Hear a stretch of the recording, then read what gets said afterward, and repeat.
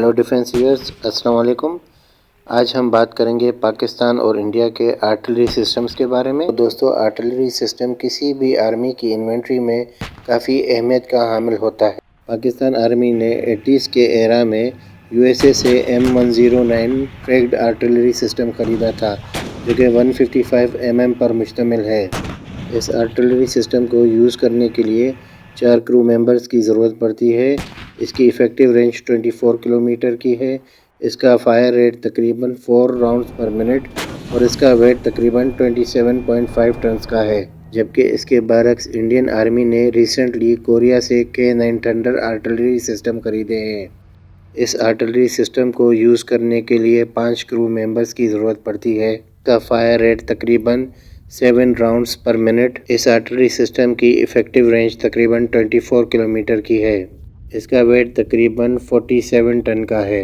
Ammunition में ये 155 mm के 52 कैलिबर के राउंड्स फायर करने की सलाहियत रखता है। इसके अलावा इंडियन आर्मी स्टॉप गैप को पुर करने के लिए इसराइल के एल्ब्रिट सिस्टम से एथोस की आर्टिलरी गन्स भी खरीदने जा रही है, जो कि इस कैटेगरी में दुनिया की सबसे लाइट वेट गन्स मानी जाती हैं। इन गन्स को यूज़ करने के लिए तकरीबन 3 क्रू मेंबर्स की ज़रूरत पड़ती है और इन गन्स की इफ़ेक्टिव रेंज तकरीबन 40 किलोमीटर की है। इन गन्स का फायर रेट तकरीबन 4 राउंड्स पर मिनट और इनका एथोस गन्स की एक खुसूसियत ये भी है कि इनकी लाइट वेट होने की वजह से इन गन्स को किसी भी लाइट वेट कार्गो प्लेन से किसी भी वक्त किसी भी जगह एयर ड्रॉप किया जा सकता है।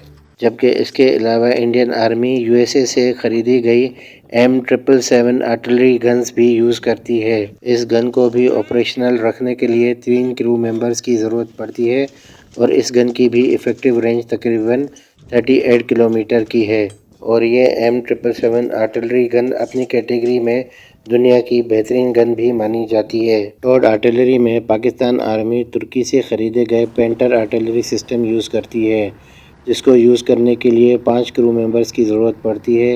रेंज तकरीबन 40 किलोमीटर की है।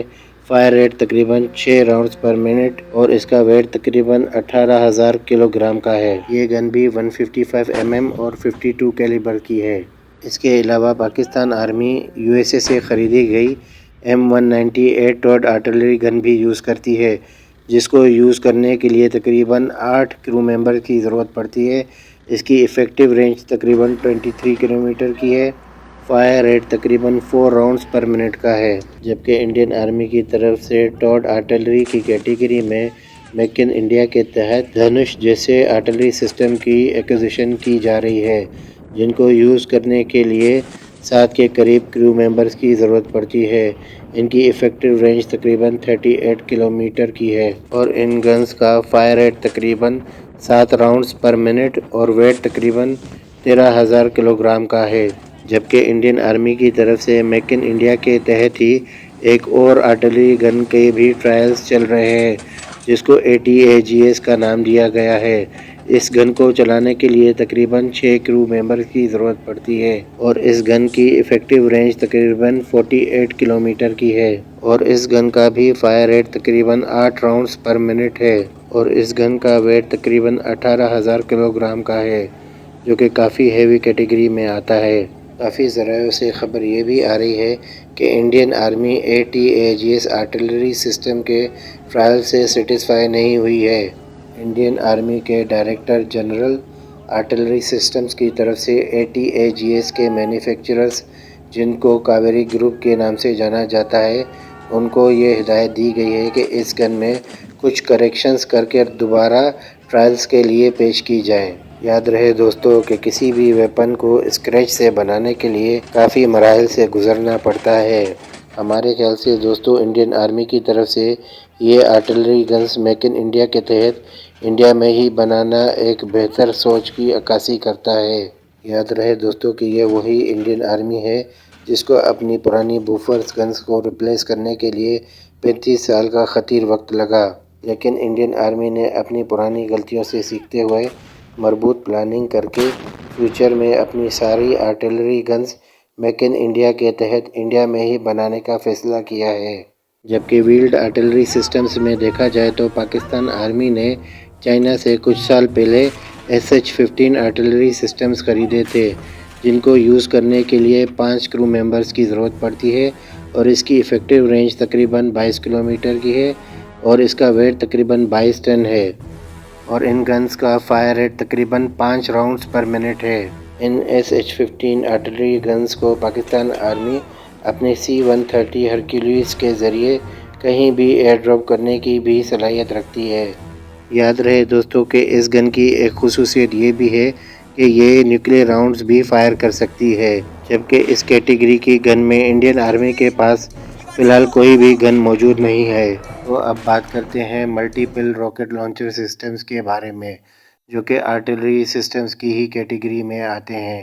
دوستو اس کیٹیگری میں پاکستان آرمی چائنا سے خریدے گئے A-100 multiple rocket launcher systems use کرتی ہے، جن کی ایفیکٹو رینج تقریباً 100 کلومیٹر کی ہے اور ان کو چلانے کے لیے تقریباً 5 کرو ممبرز کی ضرورت پڑتی ہے۔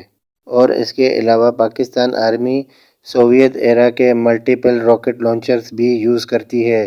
اس کے علاوہ پاکستان آرمی KRL کی طرف سے 122 ملی میٹر کے ملٹیپل راکٹ لانچر سسٹمز بھی یوز کرتی ہے، جس کو غضب کا نام دیا گیا ہے، جبکہ انڈین آرمی کی طرف سے رشیا سے خریدے گئے Smerch multi purpose rocket launcher systems use کیے جاتے ہیں، جن کو چلانے کے لیے 4 کرو ممبرز کی ضرورت پڑتی ہے اور اس کی ایفیکٹو رینج تقریباً 90 کلومیٹر کی ہے۔ اس کے علاوہ انڈین آرمی کی طرف سے Pinaka multi purpose rocket launcher systems بھی یوز کیے جاتے ہیں، جن کو یوز کرنے کے لیے 4 کرو ممبرز کی ضرورت پڑتی ہے اور ان کی بھی ایفیکٹو رینج تقریباً 90 کلومیٹر کی ہی ہے۔ پاسٹ میں پاکستان آرمی کو آرٹلری گنز کی جو سپریمیسی انڈین آرمی پر تھی، وہ اب فیوچر میں شاید نہیں رہے گی۔ امید ہے دوستو آپ کو آج کی ڈیٹیلڈ ویڈیو پسند آئی ہوئی ہوگی۔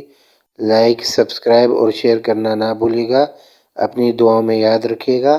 پاکستان زندہ باد۔